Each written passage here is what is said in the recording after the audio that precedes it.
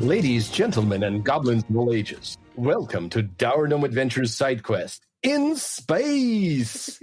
This is Session 1, Ancient History. I really wish everybody listening could have seen Dimitri's expression as he said, in space. It was positively demonic, and another reason why one of the stretch goals for the podcast should be Dimitri in a tracksuit. I am Dimitri, and I will be your dungeon, game, space master tonight. My victims, players, are, in a somewhat alphabetical order, Brian. I am not Dimitri. Mark. Hey. Matt. The final frontier. This is the voyage of us. Ryan. And I am also not Dimitri. That's or Brian. Or Matt. Good. Or Mark. That's right. Confusing. Because we could not handle more than one of us. That's also true. Yes. Terrible idea. We are all unique in our own terrible ways. Something like that. That's not true. We all roll like shit. Well, yes. But that's because we're using Foundry Virtual Tabletop. I would like it on the record that I have removed the 5 from my... See how that goes. All right. So I'll restrict you to D4s only. Shut up. So what we'll be doing is using the Foundry Virtual Tabletop for the Starfinder playtest content, specifically Shards of the Glass Planet introductory scenario, with you guys picking up the pre-generated level 1 iconic characters. First things first, have any of you played Starfinder before? Nope. The most I've done is I have listened to an actual play of one of the first edition APs. So I'm familiar with the first edition versions of this, but obviously things have changed. Well, then you've actually played more than I have, even by osmosis, because I've never really done Starfinder at all. Osmosis is water going through a membrane, so it's diffusion. Refraction? If we're throwing out things. I am so punchy tonight. This is going to be fun. All right. So I did a bunch of reading to get a grasp on the setting. Cool. And there are 2 things you guys definitely need to know in and out of character. Okay. The gap and the drift. Buckle in. So when Paizo the company made Galarian the world, the setting of Pathfinder the game, interplanetary stuff was already baked in. The catastrophe that hit the planet 10,000 years ago came from space. Elves rode out that catastrophe by hopping into magic portals that actually led to a different planet in the solar system. The region of Numeria features crashed spaceships, advanced technology, and even playable androids. And this is actually pretty true to early D&D. Expedition to the Barrier Peaks, which was initially a 1980 convention special, had adventurers go into a dungeon only to discover that it was a crashed alien spaceship. Mm-hmm. Later in Pathfinder's run, Paizo... Yes. I apologize to anyone who was not alive to see it drop, including myself. Later in Pathfinder's run, Paizo put out a supplement detailing the solar system. It addressed space travel issues like, breathing or what happens when you teleport, but in terms of existing magical solutions. And again, that's pretty in line with earlier D&D. Spelljammer specifically had magical solutions to how do you travel through space? What if you want to reach a different planet or setting? Crystal spheres, man. Crystal spheres. Yep. But for Starfinder, Paizo decided that they were going to advance the timeline to bring the setting out of the pseudo-medieval to early modern thing into a present-day to futuristic level in terms of both technology and mores. And immediately they ran into a problem. Pathfinder's Galarian has existed in-game for like 2 decades, and it has had so many things happen, like catastrophes upon catastrophes. How do you extrapolate that to a century, never mind several? And Paizo's solution is Galarian's gone. Nope, it's not there. Bye-bye. See? No baggage. Which is when you run into a different problem. Besides the whole what does removing a planet do to a solar system, thing. It's con. Yes, but I'd rather not. Most Pathfinder content is about Galarian. It's basically the center point of the entire setting, and if you remove that, well, what do you do with the rest of it? And you're basically tossing every piece of established world building. What happened to Rovagug then? Well, I'm getting there. So the problem, in addition to that, is if the players know that the world's going to go away in the future, what purpose is there to playing in Pathfinder when you know the world ends according to canon? So the fix is Schrodinger's Galarian. It exists somewhere. It's gone, but it's not gone. Really, it exists. You just can't go there. You can't see it. You can't touch it. No. We lost it. Yes, I have a home planet. It goes to a different universe. Check the back of the couch. You can't go there. Yes, Cloaked Galarian. Well, apparently, according to Old Divination and the most powerful entities in the setting, so like if you're asking gods or demons, they're like, no, it exists. It's for real. No, you can't go there. No, I can't say anymore. That's it. Schrodinger's Galarian. Well, like Nolarian. Desna is so not a bro. If Desna was cool, they'd tell us. And Desna is definitely there's a huge hole in the solar system.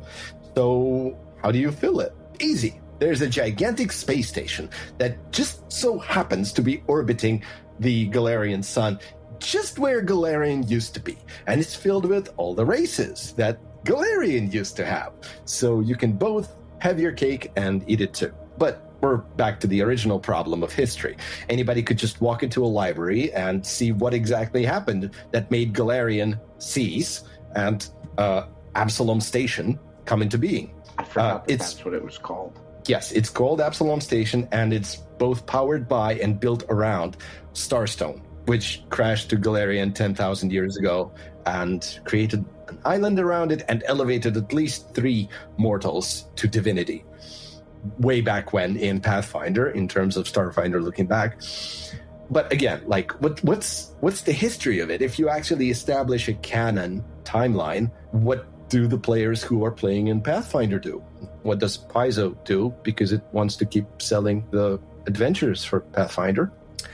Enter the gap. So one perfectly fine morning, the entire galaxy woke up from a centuries-long nap. And nobody knew anything. Like, vampires knew enough not to step into the sun, so you knew how to breathe and stuff like that, but you had to basically rebuild entire society because nobody knew what was what. And predictably, the moment societies were rebuilt, wars started. And then interplanetary wars started. And then interstellar wars started. And the interplanetary wars were kind of called off because, hey, let's just defend the solar system against external invaders. And so the planets of formerly Galarian system formed a pact, which is why they're known as Pact Worlds, because fighting off the invaders worked. And then they were like, well, I guess maybe this is a good idea. We'll stop trying to kill each other just in case somebody tries to kill us from outside. All of human history encapsulated. And so the system is now known as the Pact Worlds system, as opposed to the Galarian system, since Galarian's inaccessible. And the thing is, though, that this happened way back in the past, like over 300 years ago. So as far as your characters are concerned, this is ancient history. What isn't ancient history is the drift. Because when everybody woke up from the gap, a couple of deities of artifice and invention and technology met up, compared notes, and were like, why don't we just merge? So 3 deities merged into one, and 3 years after the gap, they revealed the new entity to the galaxy, and the new entity gifted everyone the ability to build, or pointed out existing, effectively hyperspace beacons. And it just so happens that the biggest and brightest of those was the Starstone. So immediately Absalom Station. That's right. So immediately Absalom Station is the place to be and go. Because, well, we need our centerpiece of the setting back, don't we? So there it is. And that's actually why the Interstellar Wars started. Because, hey, you've got the big, bright marker on the map for us. Let's travel towards it with our army. Again, that's still ancient history. 300 plus years ago. Unless your characters are over 300 years old, you will not remember the gap. I am not sure how old Sharon yet. Me neither, but Not I'm that- fairly certain. No, not that old. Not that, and also not that series does not need to be answered. Probably not you right now, but Oh if you my make another god, character the who not is, need to be answered thing. right. My Matt bad. Dimitri. Dimitri, this is Matt. We may have had a few of these exchanges over the years. I'm gonna tear your So- heart out with a spoon. Why a spoon? Because it's dull, you idiot. It'll hurt more. Now sew and keep the stitches small. Right. Just a small aside that this whole catastrophic reset of a setting is also true to earlier D&D. If you happen to be playing in Forgotten Realms during any of the edition changes, you were treated to a catastrophe which modified the world. Oh yeah. And that was a way to justify how the new rules changed what the previous setting looked like. Well, now these gods don't exist because the rule book says they don't. I or think- something like that. I think I literally played through 3 of those. Right. So that was for going from Pathfinder to Starfinder. For going from Starfinder 1 to 2, they had the Drift Crisis. And this is actually something you guys not only lived through, this is like the tail end of it right now. And what happened was, one priest of this threefold god thought he could improve the technology behind the drift. Eh? And effectively, it was the equivalent of a junior dev pushing out a live update to production at 5 p.m. on a Friday night. And he deleted admin credentials, so the god got locked out of the system. It was a huge mess. Adventurers had to get involved. It was just... This is what happens when you contract with folks from somewhere that's not me, not being racist. Well, the problem was that somebody thought they knew better than the god. And then they actually tried to do the thing. So humans got involved and fucked it all up. Yep, there we go. That's generally how it all goes, yes. Mm-hmm. That's so odd. That never happens. Never rains in Indian Wells. So, in the wake of the drift crisis, what ended up happening, the hyperspace beacons don't really work anymore. But now you have hyper lanes. So you can still fast travel throughout the galaxy in predetermined routes. And Absalom Station is still important because it happens to be on one, rather popular one. But if spaceships are traveling in predictable fashion, maybe they can be ambushed in predictable fashion too. So this is potentially an era of space piracy. And yes. And the problem with that is, well, if nobody really knows how to properly fast travel, and nobody's really willing to risk things, how do you get to the place where everybody wants to be, Absalom Station, as level 1 characters like you guys? Well, it turns out there's always somebody who's willing to travel, even in adverse conditions. The Church of Waden, the god of travel, exploration, is not only personally traveling, but also encouraging others to travel, to the point that Waden's temples are built into or out of actual spaceships, whether docked or spaceborne. And they're willing to take passengers who want to go somewhere, and those who can't pay can always work off their passage. And so, in the proud tradition of level 1 characters everywhere, you guys have signed up for caravan duty. We killing in rats? Space! Oh, yes, Space rats? 100%. No, that requires a space basement. Oh, You have to go to a space tavern and find a space basement in which to kill space rats. gotta collect a whole bunch of some space rat tails. Yes, 10 of them, and not every single rat has one. Of course not. So So you guys, through various means, ended up aboard the Stylus of Destiny, Wadenite temple / spaceship. It's a terrible name. Yes. we're, You've been we're on the grouped- space pen. Yes, you are.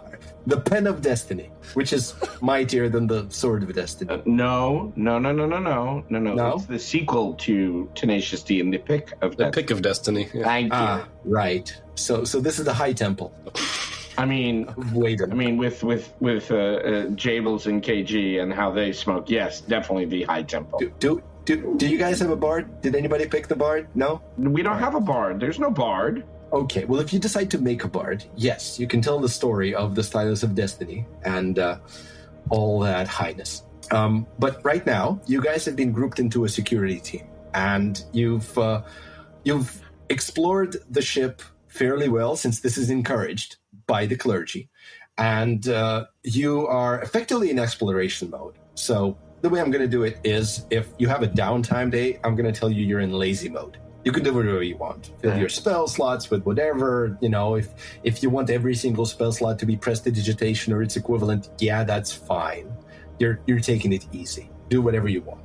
Well, that's the lazy day. Easy is exploration mode. So you're not necessarily right now in combat, but you're expecting that it might happen. You're on the job, security. That's what you do.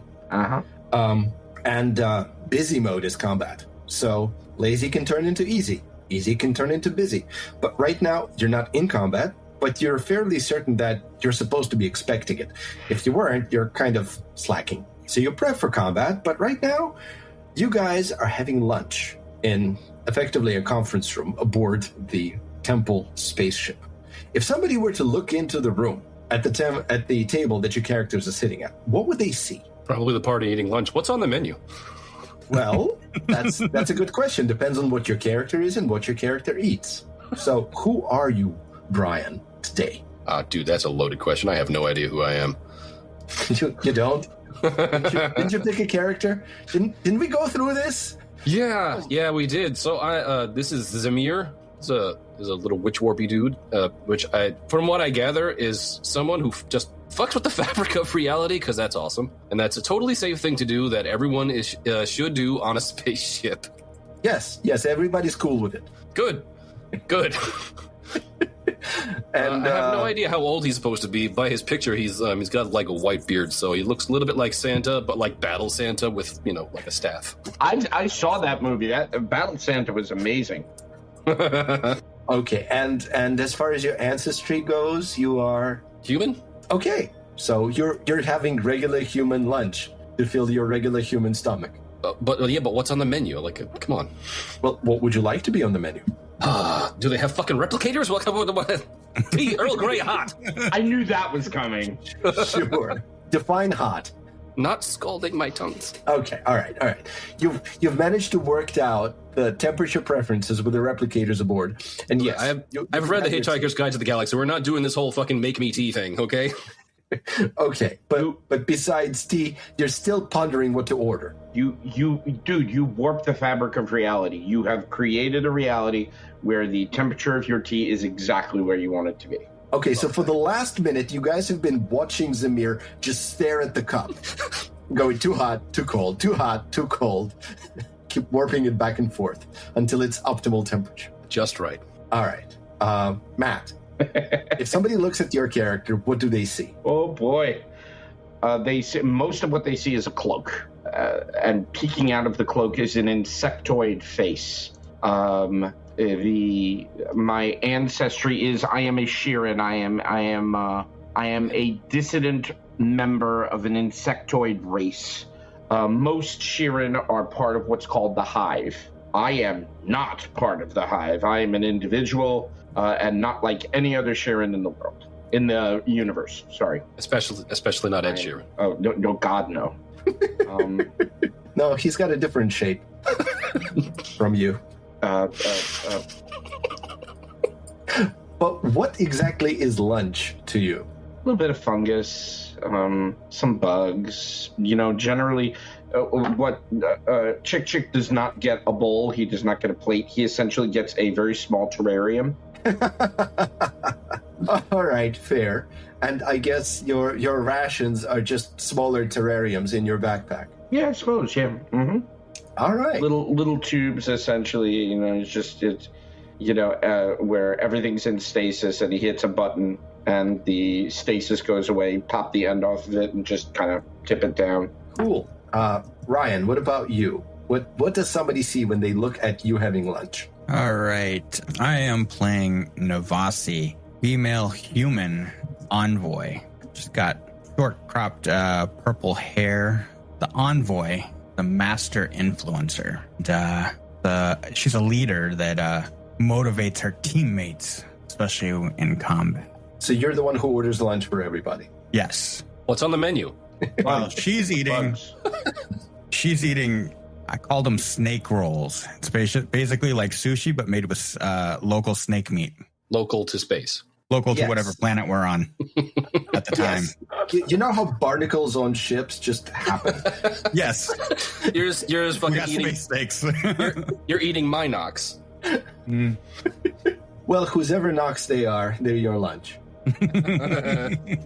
Okay, what about you, Mark? What do they see if they look into this room at you having lunch? Yeah, so you would see an operative who is a mod fanatic android.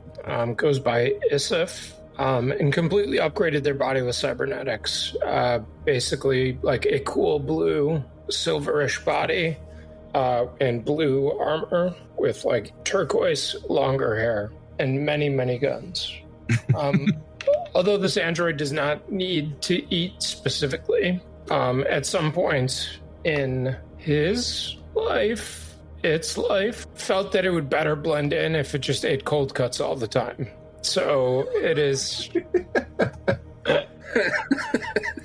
kind of not charcuterie, but like just a handful of salami or whatever is available, and eating them individually. I feel called out.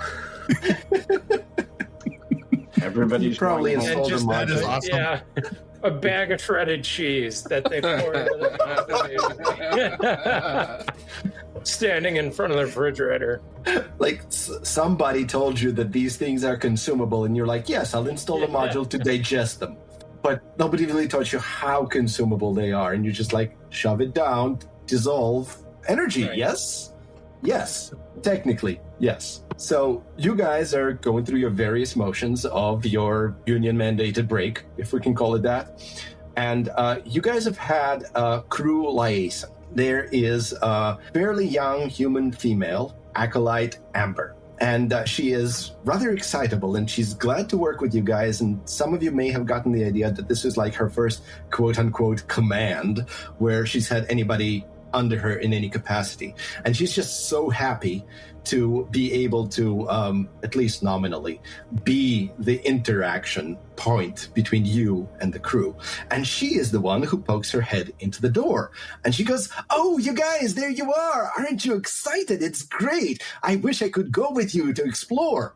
Navasi snaps her head and gives her a glaring smile. Did the captain not brief you? Oh, dear. Stay here. Don't go anywhere. I'll be right back. I'm going to come back with the captain. Just a sec. Just a sec. Wait, why don't you Dashes debrief off. us? You're already here. Yeah, she's already run off. I steal one of Navasi's rolls. He smacks the table and get your hand. All right. So, as you guys are bickering over and or finishing your lunch, the captain strides into the meeting room with Acolyte Amber in tow. And the captain goes, yes. Apparently I was not notified that you weren't briefed. Glares at Amber. Amber just kind of shrinks back. All right. When you signed your contracts for a security team here aboard the Starless of Destiny, part of it was providing security for the crew. And currently, a large chunk of our crew is actually going on an away mission. Not certain how much you know about Burnham's bubble. What should we roll to know about Burnham's bubble? Space! It's actually a planet. Can we roll Nice. space?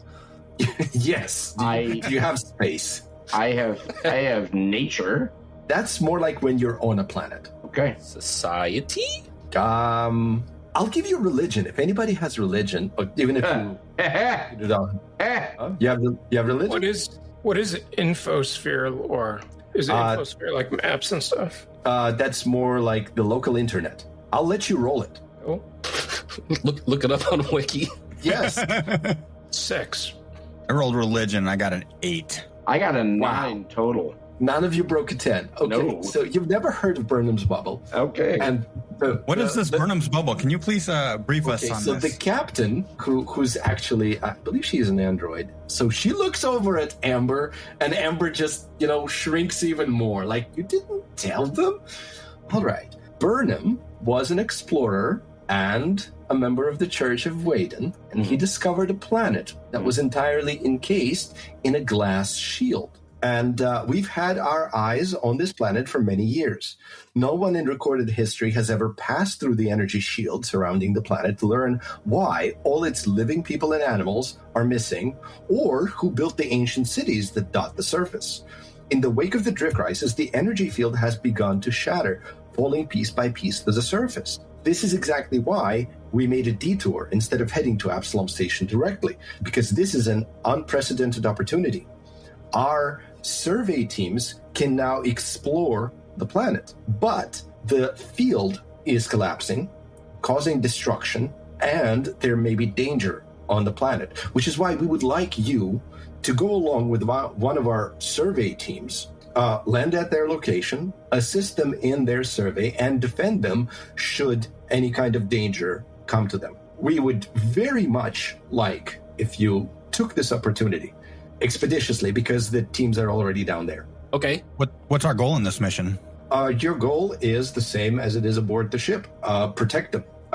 We do not currently have any knowledge of dangers, but the drift crisis, upsetting things all over the galaxy, may have consequences for this planet beyond the breaking of the shield. So, number one, we want to make sure we get as much information about the planet as we can down there. So if you can assist the survey team in gathering information, that's great. But primarily, they're not really combat trained, or that's not even expected from them.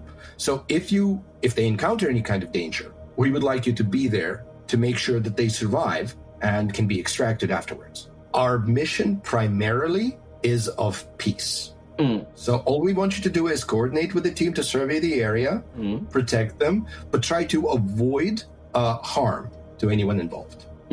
Navasi leans back, smiles, says, "We're your team," and reaches back for Zamir's plate to grab something. I never got anything other than tea. So grabs your tea. No. You grabbed an empty plate. So you nonchalantly just reach over, grab the plate from Zamir, expecting something to be on it, and then you look down and it's empty. And she smiles wryly at him. So suddenly Acolyte Ember will escort you to the shuttle to take you down to the surface. Time is of the essence. All right, well, I guess let's go. And why are you still talking? Good luck.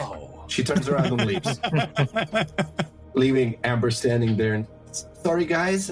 Totally, I got excited and I forgot to have the captain do this. Sorry. Can you follow me to the shuttle now, please? Lead the way. And she does. Do you have any questions along the way? Why is she like this? Who, Amber or the captain? Amber. Well, I never get given any important tasks, and so I got a little excited. Okay, a lot excited. You know, we're coming to an unexplored planet, and I don't get to go. So, can you please explore it as much as you can and tell me everything when you come back? I'll bring you a souvenir. A voice pops into Amber's head. Enhance your calm. Are you doing any kind of an ability to calm her down, or is just talking? Telepathy. Okay, cool. Oh, thanks, Samir. I'm assuming in the course of the past couple of weeks you've done this at least once. I am not Samir. Yeah, that's Chick. I apologize. Not all of you have the name next to your character, so... I see. Yep. Okay, my bad. Okay. All right, so you guys board the shuttle, and the shuttle takes you down to the planet. The route... Sorry, go ahead. Amber, would you prefer a written record, or would you prefer voice notes? Which are more effective for you and your learning style? Oh, everything's great. Anything you can bring back is great.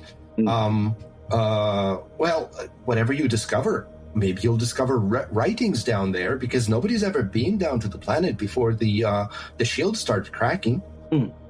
If you can bring me an example of their writing from whatever civilization left these cities, that would be amazing. Well, we'll see what we run into. All right. I wish you luck. Any other questions before you're laying down? No? All right. The route from the energy shield entry point to the landing site takes the ship past a pristine but empty city of glistening buildings, a small clearing in the verdant jungle, is just large enough for a second ship to land next to the Wadenite Advanced Survey Team's shuttle. The sensor readouts indicate ambient energy of indeterminate danger in the atmosphere. But for now, all is calm. Too calm. Despite the lush jungle surroundings, the only audible sound is a light wind just gently rustling the leaves of the planet's strange flora. There are no buzzing insects, no chirping birds, nor any other sight or sound of life. And now I am going to put you on a different map. Is the air breathable? Yes. Otherwise, they wouldn't let you down here. Campaign over. We all saw the die. Well, you guys wanted to make your own characters instead of level 1, so I'm just killing them now. I don't think I die, so I rifle through their pockets. All right, guys, unless you made androids, your new characters die, and he gets new... Mark's character gets new loot over and over until you guys make androids. So what this map is the survey site. You guys are approaching it from the left of the map, which we'll call the west. North being up, south being down.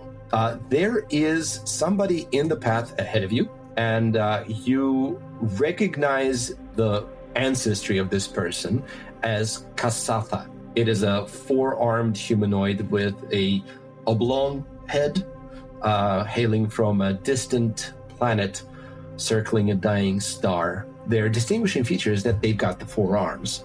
They don't use all four arms at the same time. They've got a dominant and a backup set, and they can switch between the back and forth type deal.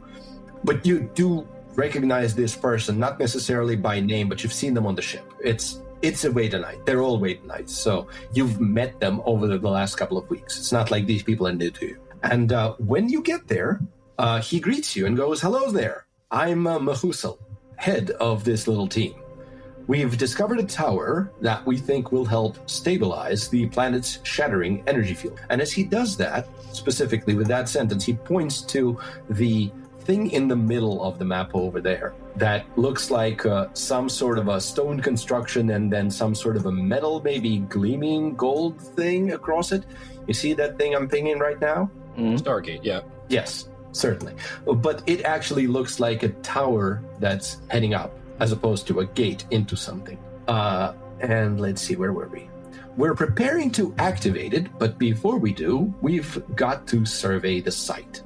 And when he says we're preparing to activate it, he points down, south, towards a depression over there. And in that depression, you can just about make out Skittermander, which is a small-sized, six-armed, generally cheerful, furry humanoid.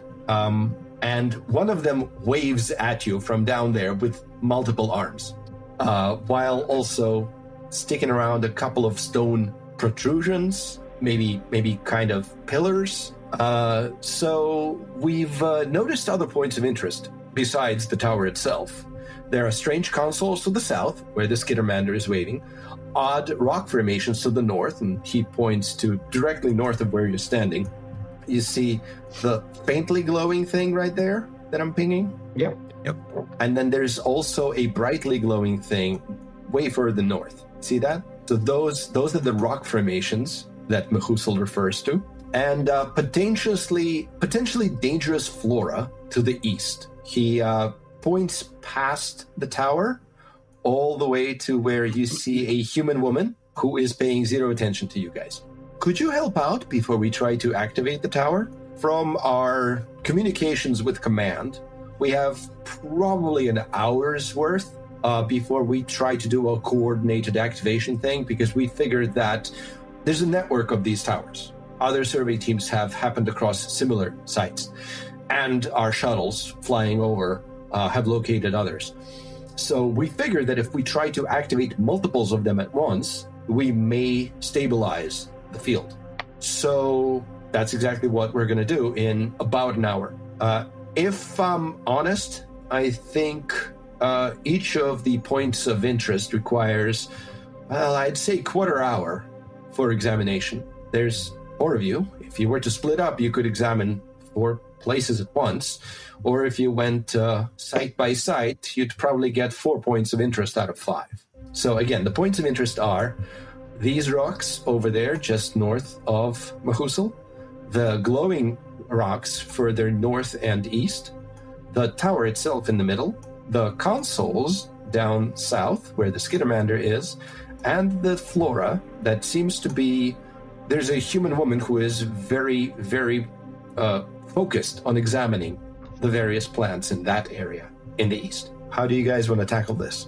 Chick Chick is very interested in the rock formations. One of his primary interests is in nature.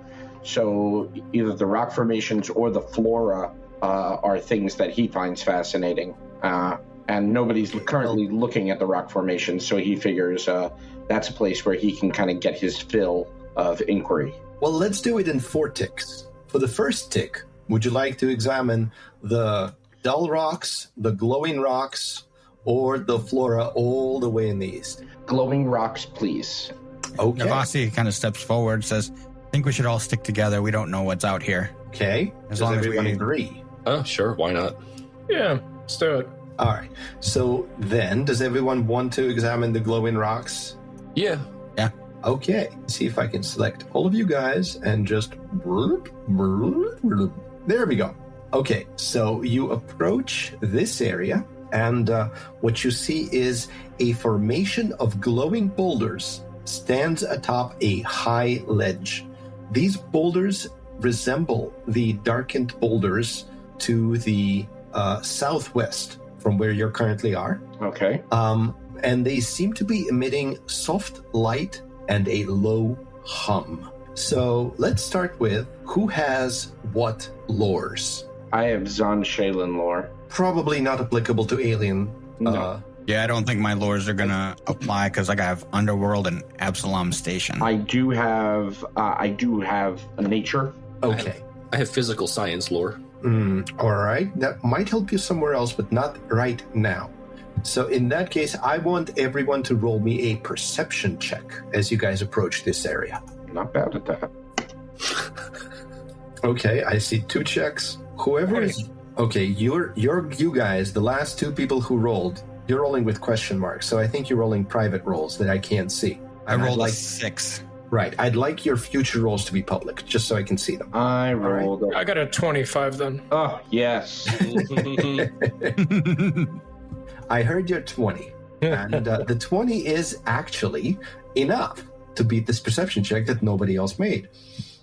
So what you notice is that there are tiny glowing dust motes floating a few inches above the glowing rocks. The rest of you, as you take the time to examine this place, let's see, does anyone have nature? Yes. Yep. Okay.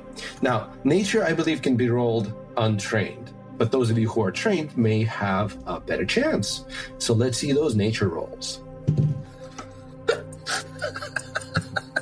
I mean, I'm glad you have it. Navasi got a 16.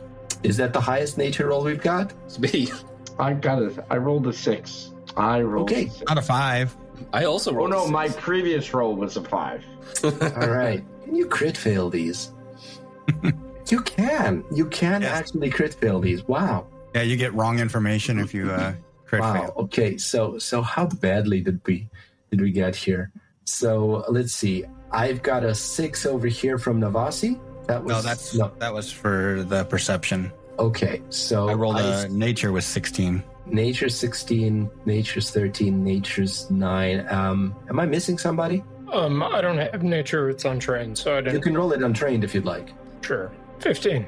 Okay. All right. That's great. That's wonderful. Okay. Does anybody have well, let's see. What's better for you? Performance or medicine? Roll one of those. Each of you. Why not? All right, I'll roll performance. I'll roll medicine. Or I can roll either one. They're the same. I'm just not going to play Starfinder today. I rolled a 10. Okay. So the lowest we've I'm got- rolling rocks today. Yeah, just you. I'm just on the other side of the GM screen, and that's really affected my rolls. You're examining rocks and you're rolling them too. It's because you lie when you're on the GM screen, behind the GM screen. So let's see. So that was the second. The 16 over there is medicine. We've got a performance of 13, a medicine of 13, and a performance of 10. So that 16 is the highest medicine we've got. What medicine? Yeah. So Isif rolled a 16. It was on private GM. Right. He is very scientifically looking at this. Well, I assume everybody else just dances or something. Well, it's about the hum, because the rocks do emit some sort of a hum.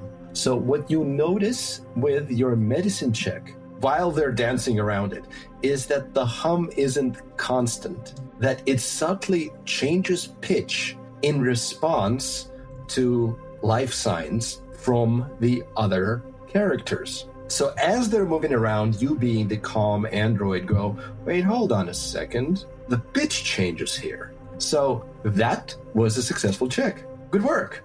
Where would you like to go next? And do you want to go together or do you want to split up? Yeah, sticking together has worked very well so far. That's why I'm asking. I mean, we would have failed everything if we didn't stick together, so... You got one success, okay? You did get one success.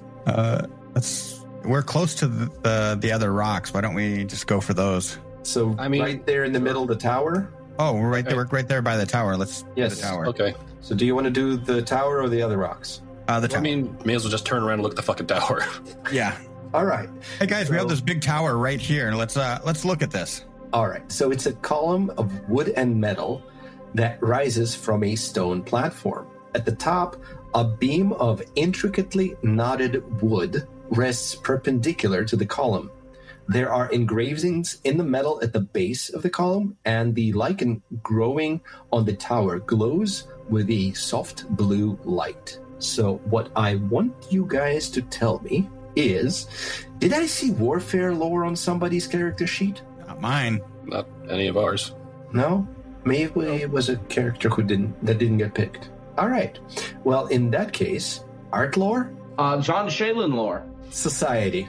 Jean Shalin lore. I study art. You know what? I will let you roll it, sure. Society? Better than my society. Okay. Now that 23. Okay. That's nice. That's very nice. Let's see other checks. 21 on the society. Okay. That's good. Look at us. Good. Is that everybody? Everybody rolled? I mean, I got an 11. I'm just waiting for Isef, how do you like to pronounce that?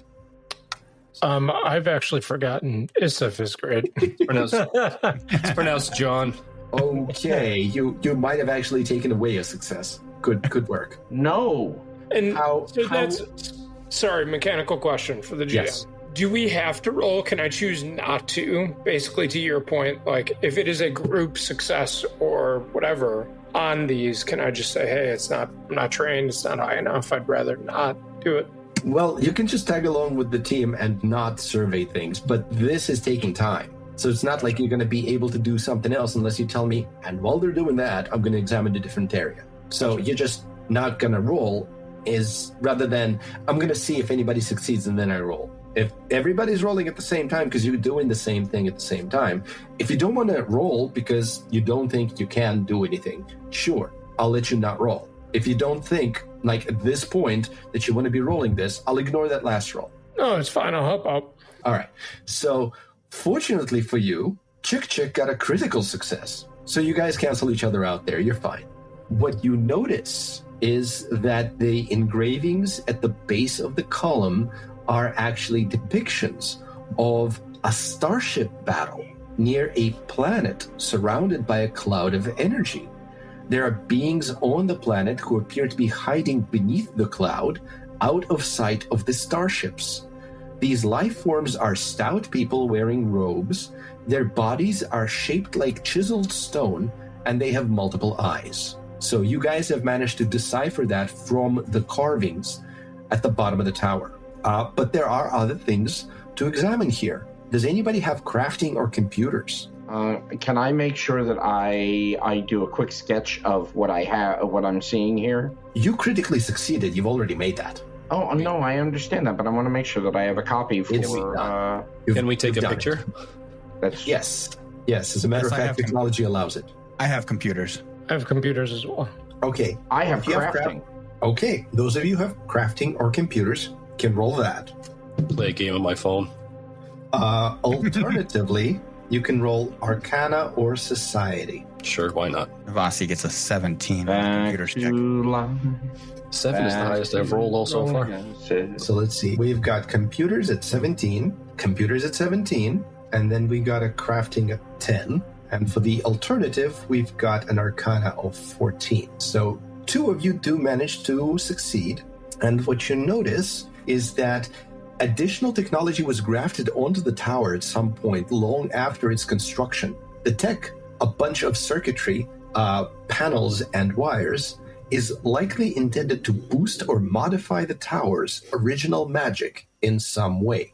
And because you guys have succeeded so thoroughly at examining the tower, so what you realize is originally these towers were designed with some kind of defensive purpose, which is probably what the carvings are about. They created the cloud for sentient beings to hide behind. And then they were later modified by technology that originated from a different civilization. So you didn't see anything on the carvings about multiple different sentient beings. So it's reasonable to assume that the technology that was grafted onto these towers actually came from the attacking spaceships, hypothetically. All right? So you've spent half an hour. You've got another half hour before whatever it is the survey team is supposed to do will go off. You have a chance to examine one of 3 remaining areas. So either the not glowing rocks over in the northwest, the plants in the east, or the potentially control panels in the south. I think it would be prudent to check out the control panels, right? Since that's what we assume is going to activate this thing. Works for me. Yes. You can have fun with that. I'm going to go check out the rocks since, again, physical sciences, that's geology. I could do that. I don't know shit about computers. You know what? I have nature. I'm coming with you. All right. All right. So we've got... Stuff with me. All right. You guys, can you move your own characters? Because I don't think we've verified that I've actually given you permission. Only if you unpause. Oh, okay. Okay. I'm not the only one. Ryan, this is where you tell me how to unpause the game. Press the space bar. We're playing a space game. Right. Of course. The final frontier. Okay, the guy you've met, Mahusal, he recommends you stick to the path, but that's fine. Trampling all over the dangerous jungle is totally fine. There's no path over to the rocks, is there? Or are you talking about the rocks to the north? Well, not on the path? You guys, whoever's over here by the rock, you've actually stepped into the jungle. Fine, then I would have gone there. this way. It's fine. Position yourself wherever you want to be. Is this the path? No, that's jungle. Everything green is jungle. Okay, let's say we followed the fucking path. Just move us where we're supposed to be, man. You know what? It's fine. We're going to start. Excellent. So let's stop talking about it and move. All right. So this is a formation of purplish black boulders that juts from the jungle floor. A large patch of grass around it has taken on the same dark color rather than its usual vibrant green. So when you guys are approaching that thing, Mahusal goes, there's another one just like it up on that ledge in the east, but that one's glowing. What do you make of them? And as you guys approach, the two of you, does any of you have physical science? Yes. Roll it. And if you don't, roll perception. Yeah, of course I rolled a fucking 4. Okay, it's 11. Come on. I'll break 10 at some point. 14. Well, amazingly, both of you beat the DC. So what you notice there is a slight drop in temperature near the boulders. Nothing drastic. But the boulders are either drawing heat from their surroundings or else chilling the area in some other way. Interesting. So to examine the actual boulders themselves, I'm going to need, let's see, nobody has mining lore, right? No. Physical science will do. And if you don't have it, crafting I have or thievery. I have both, but crafting. Oh, wow, that's a nice roll. What was that? Physical science? Yes, sir. How high is that? I don't even 25. I don't even want to roll. I don't want to spoil it. Okay, well, if you have crafting or thievery, you can. 19. Okay, that one of them is a success and the other is a critical success. Love that for us. So you managed to collect a small physical sample of the boulders. And now, does either of you have nature or occultism? I have Yes. nature. Okay. Both technically, but I'll You can roll whichever's better of the two. back to single digits. 16. Actually, both of those are a success. So you notice that these rocks look slightly shriveled, as if they've been drained of energy. So as you are examining this, you're actually comparing it against your previous examination of the other rock formation, and that's making things easier for you than it would have otherwise. Mm. And you realize that at some point these rocks also had some amount of life essence, like the other ones. So they also probably hummed and were full of life, and something drained them dry of that. So that's what you gather from your examination. In the meantime, the other half of the team arrives at the consoles.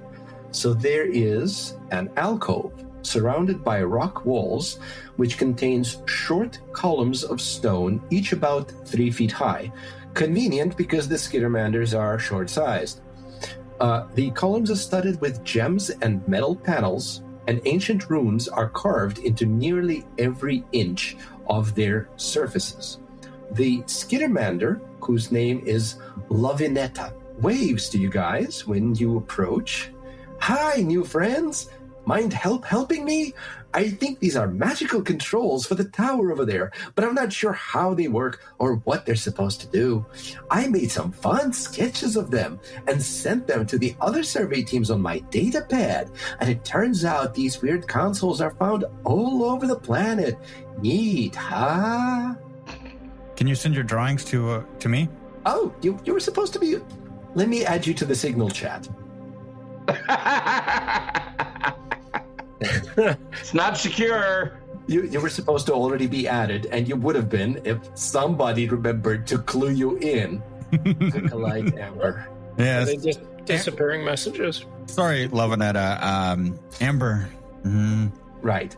in her Anyway. excitement, forgot to Oh, include us. It's fine. It's fine. I get excited too. So basically, Lavinetta does something with the comlinks, and you're already on the frequency, so you get the link, and you get clued into the chat, and you get the drawings. You've got them. You're good.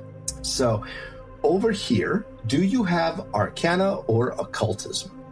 Can Isif ask a question real quick before Sure. we get there? It's going to ask if these councils are all over the planet, are we sure that these specifically work for the tower? Or are there potentially multiple in the jungle that we need to find? Oh, no. To make it clear, it appears that the combo of tower plus control panel appears all over the planet. It's not like there are multiple control panels around this tower. Oh, okay, gotcha. It looks like it's just a one-on-one. Cool. I thought it was just like a quest where we have to go 100 miles. You know what I No, mean? no. But anyway, so back to what you were saying. Every Stargate has its own dialing device. There aren't 2 dialing devices around this Stargate. Okay? I'm not trained in either occultism or arcana. Okay, well, you can still roll it, but it will take Arcana or Occultism in this case. All right. Yeah, right, 16. Low is an 11, high is a 16. All right. 16 is actually a success. So you figure out that the purpose of the tower is that it's a potent Magitech defense system, likely designed to visually and physically occlude the planet. Given what you guys found on the carvings at the bottom of the tower, that seems to line up. So these controls are probably the way to activate the tower to do the thing that was on the carving. Next, does anybody have vid game lore? Ah, Barring that, computers. Not trained. I got computers. Okay, let's see that computers roll. Ooh, that's a 19. Okay, that is actually enough, yes. So you understand that these consoles were originally designed for the simple purpose of activating and monitoring the nearby tower. And then later, they were updated with additional controls and code related to a sophisticated piece of technology that manipulates reality on a quantum level. So, given what you already learned at the tower, you figure that the quantum manipulation technology might have come from a different civilization and then was grafted onto the defensive structure designed by these rocky beings that inhabited this planet to protect themselves. Next, does either of you have crafting or society? I can do society. Man, we picked the wrong guys for this one. Yeah. Who knew? Okay, so we've got a 7 and a 22 here. Yeah, 22 on the society check. All right, 22 succeeds and 7 is not a critical failure, so you're good.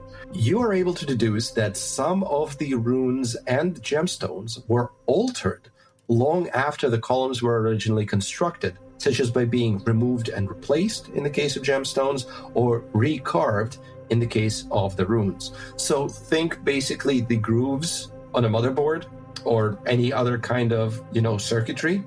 That's essentially what you're looking at, except it's carved in the stone, and the gems are probably switches of some sort in terms of that kind of technology. So again, consistent with what you've already discovered at the tower.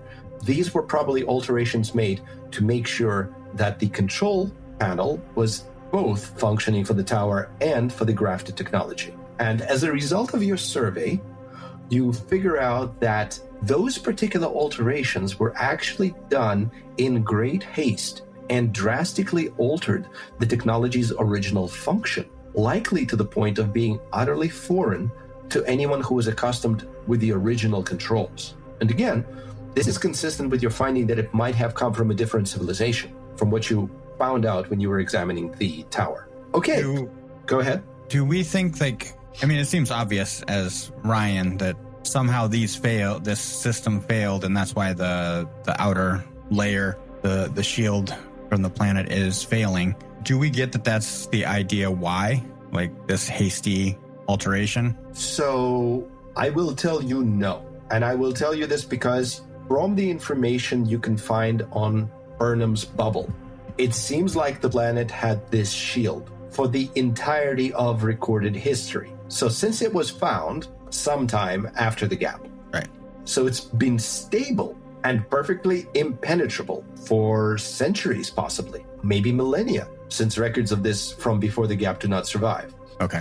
So it's not necessarily that this technology is failing because it was hastily grafted. It's that it's failing because the drift crisis altered how subspace works, basically. So it's entirely possible that when this technology was made, the rules of the universe were different, and now that they've been altered, the technology is failing. Okay. So you guys have gone through 3/4 of an hour. You think you can examine one more area. Wasn't there only one more? Yeah, we only have the plant left, right? Yeah, unless you want to double up and double check somebody else's work. You guys going to meet up at the plants? Sounds delightful. Yes. Meet me at the plants Put after school. yourselves right there next to... Me and Julio down by the plant yard. Oh, actually, next to her, yeah. Please. Thank you. We'll surround her intimidatingly. She I doesn't, draw my gun. she doesn't actually notice any of you guys until you step between her and the plants. And she goes, careful. Not sure what will make these things activate, but they seem dangerous. The ones with the orange flowers look angry. What do you mean activate? In what way? Just look at them.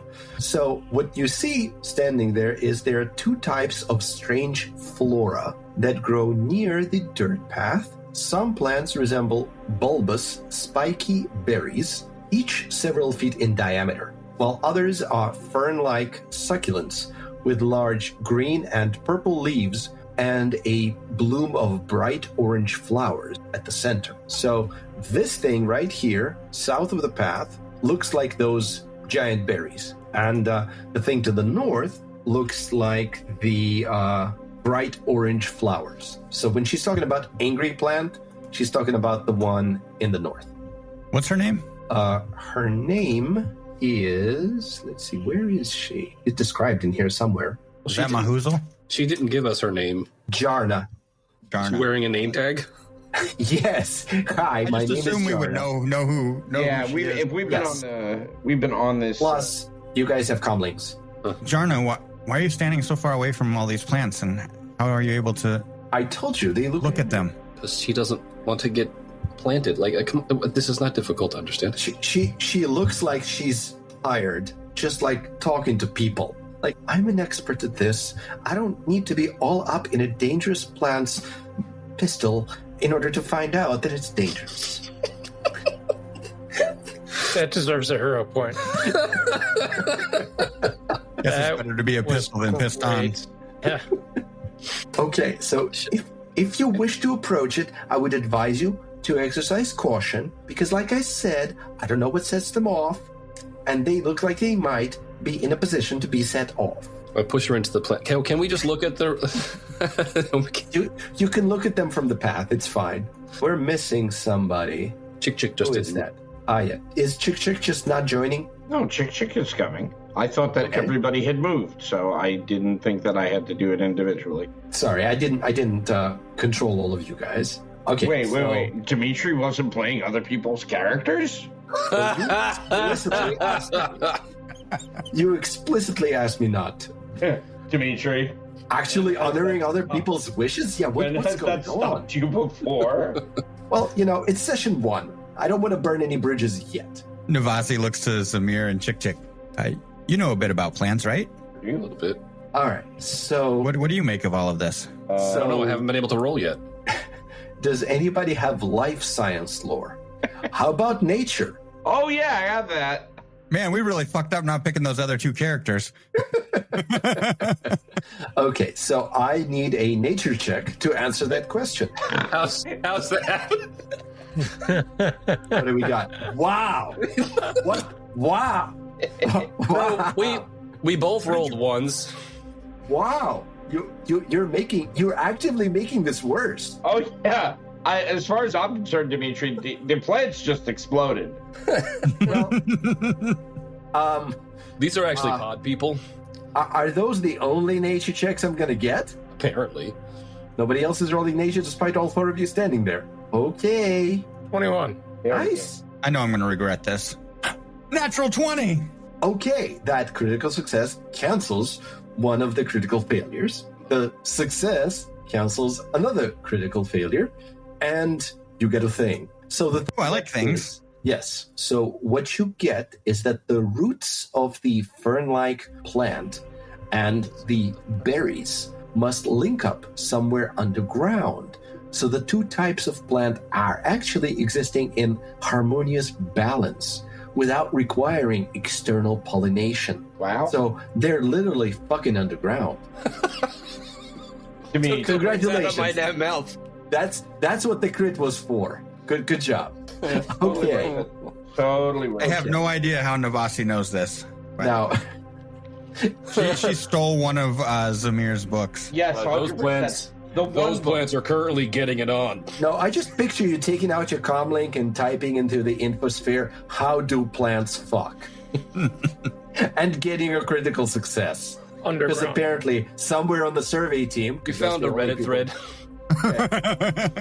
The survey team... That's are the not only people reliable who can information. access- The only And people yes. who have access to the infosphere are the Wadenites. So apparently, one of the Wadenites already put down a dissertation about it. All right.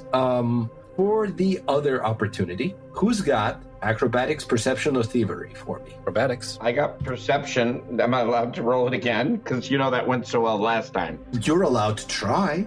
Acrobatics, perception, or thievery? That's right. I haven't rolled thievery yet, so let's roll that. I got a So 16. we've got an acrobatics of 24 and 23. And then we've got perception of 16 and thievery of 18. Amazing. Every single one of those is a success. All Ooh, that's right. 4 points. I love that. Yeah. So that really, really, really cancels out your crit fails on the previous one. Good job. Wait, does that mean we win Starfinder, Dimitri? You only win a chunk of Starfinder. Maybe like a tiny little star. Yes, you get a gold star. Good job. But now I tell you what the star stands for. So you guys, between your moving around, looking at the plants, or just yanking at them with thievery, determine that the berries are actually harmless. But the fern-like plants have bulbs concealed at the base of each orange flower that might open or react in response to an external stimulus. So Jarna telling you that they look angry is actually true. If you piss it off, it might do things. Congratulations, you've discovered this. Let's see. Did you also walk away with additional knowledge? Yes, because you guys were so good on that last check, you have discovered that the proximity of these plants to the tower isn't actually a coincidence. Tiny runes carved into stones scattered near the plants and tiny engravings of the plants at the base of the tower suggest that the plants and the tower are somehow connected. All right. Okay, so at this point, Mahusal is going to call the survey team together at the consoles, and he would appreciate your presence. Okay, let's do it. So if you could move yourselves somewhere down here. Getting a little crowded there? No, I was off the map for a second. I'm moving. Oh, okay. There. All right. Okay, hopping across the stream over there. Staying on the stairs. Don't cross the streams. Bad. All right, so you guys have gathered there, and you were fairly successful at multiple sites, and you have earned a large number of survey points as a result. So, combining all of the things you found out together with the notes of the survey team from before you arrived, you determined several things. One, you figure out that the Magitech Tower network is currently falling out of a tenuous equilibrium and will likely fail entirely in a matter of weeks without proper intervention.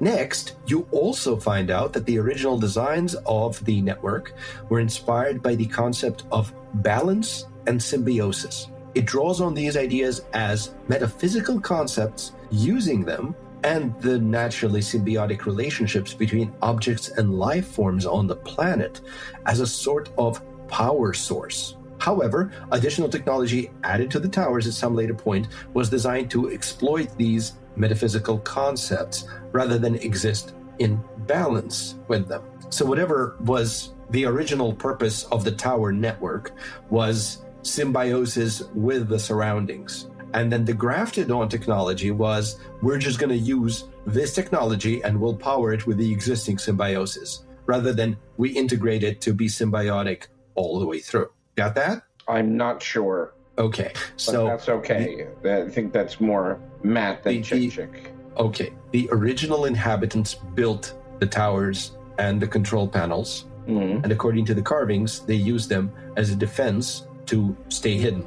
Yeah, I got that from before. And they built them on the symbiosis that already exists around the planet. Like essentially, the graphs are like the backup batteries. Backwards.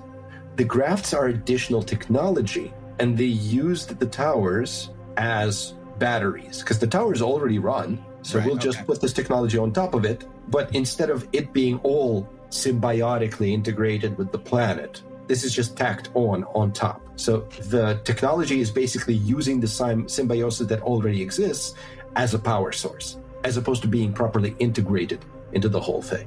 And in addition to all of that, you guys and the survey team think that the quantum technology that was added to the towers was so different in form and function from the original tech, and so hastily installed, that it was likely installed in response to some external influence on the planet or in preparation for armed conflict. So, given the carvings that you saw and the technology originating from somewhere else, it's entirely possible that at some point they got attacked by something that the initial defense field was not sufficient against. And then they took some sort of technology from someone and hid themselves better. But the technology that we're seeing is not something we've seen before? Absolutely not. Okay. Do keep in mind that the carvings and the rocky things are most likely native to this planet, and nobody's been on this planet in recorded history. So at least that part you've absolutely never seen before. The tacked-on part, in your experience, you haven't encountered. Maybe someone else has, but you don't really have a database to cross-check it against right now, here. Got you. All right. So, at this point, what happens is, as you're discussing all of this, you get interrupted. The captain's voice crackles out of every comm unit in the area. Attention all survey teams. There's been an accident at one of the towers. The Magitech is responding.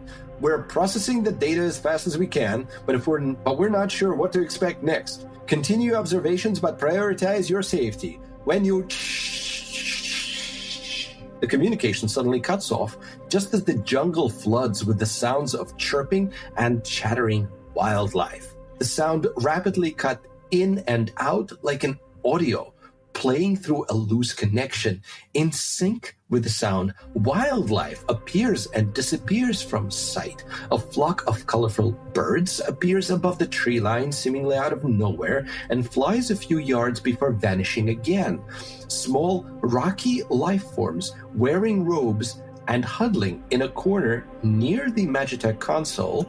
I'm gonna ping that right there. Basically, there are life forms right there behind those panels, right next to you. Wearing robes and huddling in a corner near the Magitech console also flash in and out of existence, muttering to one another in astonishment at the sight of the survey team. The oscillating sights and sounds slowly stabilize, and the beings in and the wildlife stop vanishing just as a massive crack appears in the sky above. The planet's shield is under enormous stress. The rocky life forms cry out in alarm, but a bellowing beast that appears near the tower drowns out their shouts. I have a deeply stupid question. Because there hasn't been anything here before. Is there possible that any of this is a figment? Do you still roll will saves to disbelieve illusions in this edition? Mm-hmm. Go ahead. Give me a will save. Sure. Is that all of us or limited to Chick? Limited to Chick. 21. You are fairly certain that things you are currently seeing are real. Yeah, that's and what I figured. You remember the quantum thing. So it's entirely possible these beings have existed the entire time, but imperceptible from you as a result of the technology functioning. Gotcha. If technology is failing, they are coming back into real space with you right now. And can you guys see this dude right there? I do see. I would like not to, but Okay, so... I'm standing at the top of the stairwell there, so... Okay, let me Hey, see. buddy.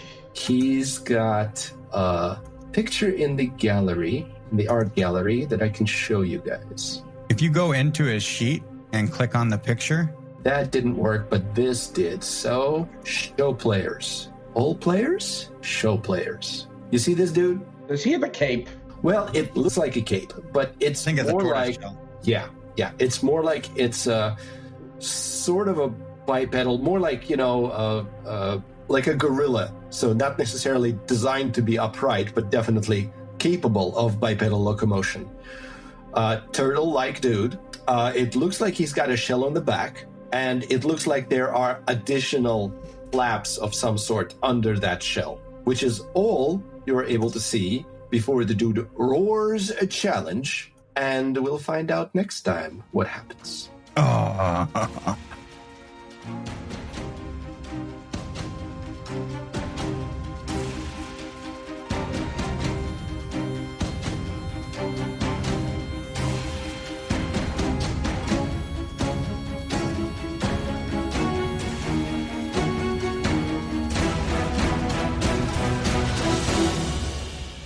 Thank you for listening to Dour Gnome Adventures.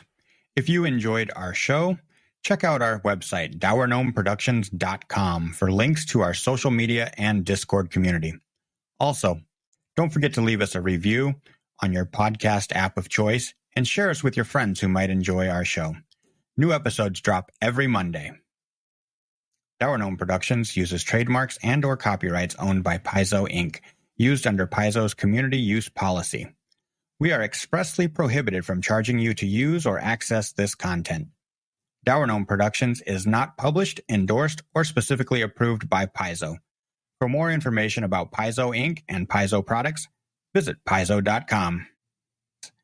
Music and sound effects for this podcast by Michael Ghelfi Studios, Flip Melvin, and Kevin MacLeod.